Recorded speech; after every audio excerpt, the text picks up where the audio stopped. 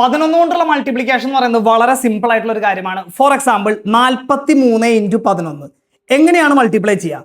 ആദ്യം ചെയ്യേണ്ട കാര്യം എന്ന് പറയുന്നത് 4ഉം 3ഉമാണ് ഇതിലുള്ള രണ്ട് ഡിജിറ്റുകൾ. അതായത് ഫസ്റ്റ് ഡിജിറ്റ് 4ആണ്, ലാസ്റ്റ് ഡിജിറ്റ് 3ആണ്. അത് അതേപോലെ തന്നെ കീപ്പ് ചെയ്യുക. അതിൻ്റെ ഇടയിൽ വരുന്ന ഒരു ഡിജിറ്റ് എന്ന് പറയുന്നത് 4ൻ്റെയും 3ൻ്റെയും സം ആയിരിക്കും. 4 + 3 എന്ന് പറയുമ്പോൾ എത്രയായിരിക്കും? 7 ആയിരിക്കും. 7ആണ് അതിൻ്റെ ഇടയിൽ വരുന്നത്. So the answer is what? 473 ആണ് 43 ഇൻറ്റു 11 എന്ന് പറയുന്നത്. അങ്ങനെയാണെങ്കിൽ നമുക്ക് മനസ്സിലാക്കാം 78 ഇൻറ്റു 11 എത്രയാ? 78 ഇൻറ്റു 11 എന്ന് പറയുമ്പോൾ 7ആണ് ഫസ്റ്റ് ഡിജിറ്റ്, 8ആണ് ലാസ്റ്റ് ഡിജിറ്റ് എന്ന് പറയുന്നത്. 7ഉം 8ഉം കൂട്ടിക്കഴിഞ്ഞാൽ ഇവിടെ എന്ത് വരും? 15 വരും. അത് 2 അക്ക ഡിജിറ്റ് ആണ്. അപ്പോൾ 15ആണ് ഇവിടെ രണ്ടും കൂടെ ആഡ് ചെയ്താൽ വരുന്നത്. നമുക്ക് മനസ്സിലാക്കാം 15ലെ 1 എന്ന് പറയുന്നത് 7നോട് കൂടെ ആഡ് ചെയ്യുക. 5 എന്ന് പറയുന്നത് മിഡിൽ നമ്പർ ആയിട്ട് കീപ്പ് ചെയ്യുക. So the answer is what? 7 + 1 എന്ന് പറയുന്നത് 8 ആണ്.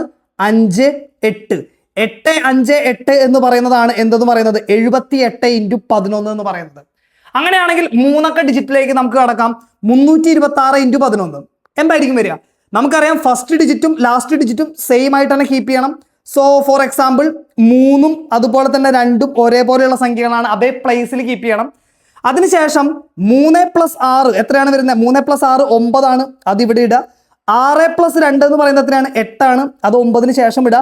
3982 ആയിരിക്കും 362 ഇൻറ്റു 11 എന്ന് പറയുന്നത്. അങ്ങനെയാണെങ്കിൽ നെക്സ്റ്റ് പ്രോസസ് ഒന്ന് നോക്കാം. 584 ഇൻറ്റു 11.